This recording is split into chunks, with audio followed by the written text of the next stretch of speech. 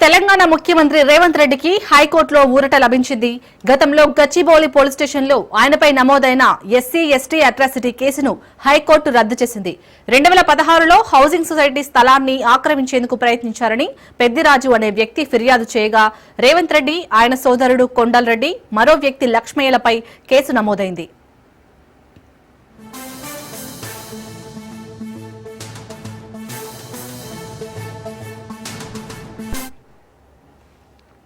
పెద్దిరాజు ఫిర్యాదుతో గచ్చిబౌలి పోలీసులు SC ST నిర్బంధ నిరోధక చట్టం కింద కేసు నమోదు చేశారు.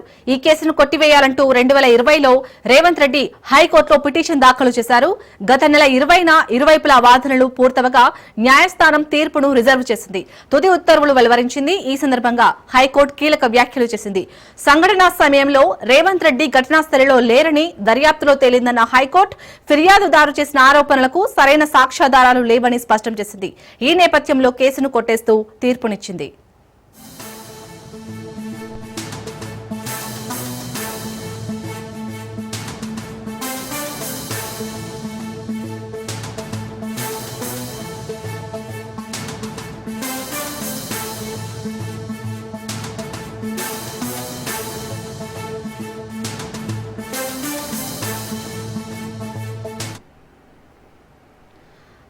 తెలంగాణ ముఖ్యమంత్రి రేవంత్ రెడ్డికి అయితే హైకోర్టులో ఊరట లభించింది. దీనికి సంబంధించి పూర్తి అప్డేట్స్ మా ప్రతినిధి ఇన్నారెడ్డి అందిస్తారు. ఇన్నారెడ్డి, శాలిని, హైకోర్టులో ఈ రోజు గచ్చిబౌలికి సంబంధించిన ఒక కేసు విషయంలో రేవంత్ రెడ్డికి ఊరట లభిందని చెప్పుకోవచ్చు. అయితే దాదాపు అంటే 2016లో రేవంత్ రెడ్డి తర్వాత సోదరు కొండల్ రెడ్డి అలాగే లక్ష్మయ్య మీద ఎస్సీ ఎస్టీ అట్రాసిటీ కేసు నమోదైంది.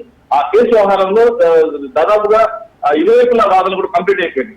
ఈ కేసుని కొట్టివేయాలని ఎప్పుడు 2016లో కేసు నమోదైంది. 2020లో రేవంత్ రెడ్డి పిటిషన్ దాఖలు చేయడం జరిగింది. పిటిషన్ దాఖలు చేసిన నేపథ్యంలో దాదాపుగా ఇరువైపుల వాదనలు విన్నారు. వాదనలు విన్న తర్వాత జడ్జిమెంట్ రిజర్వ్ చేసి ఈ రోజు జడ్జిమెంట్ ను వెల్లడించడం జరిగింది.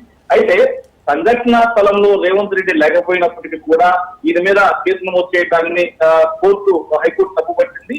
సో ఫిర్యాదు చేసిన ఆరోపణలకు సంబంధించి ఎలాంటి సాక్ష్యాలు లేవు కాబట్టి కొట్టివేస్తామని చెప్పి స్పష్టంగా హైకోర్టు చెప్పడం జరిగింది. అంటే అక్కడ లేకపోయినప్పటికీ కూడా కావాలని చెప్పని రేవంత్ రెడ్డి మీద తర్వాత తమ్ముడు కొండల్ రెడ్డి తర్వాత లక్ష్మీ మీద కేసు నమోదు చేసినట్టుగా కూడా స్పష్టంగా ఉంది. కాబట్టి ఈ కేసు కొట్టివేసినట్టుగా కూడా స్పష్టంగా హైకోర్టు ఈ రోజు జడ్జిమెంట్ ఇవ్వడం జరిగింది. చాలా రైట్, థ్యాంక్ యూ ఇన్నారెడ్డి.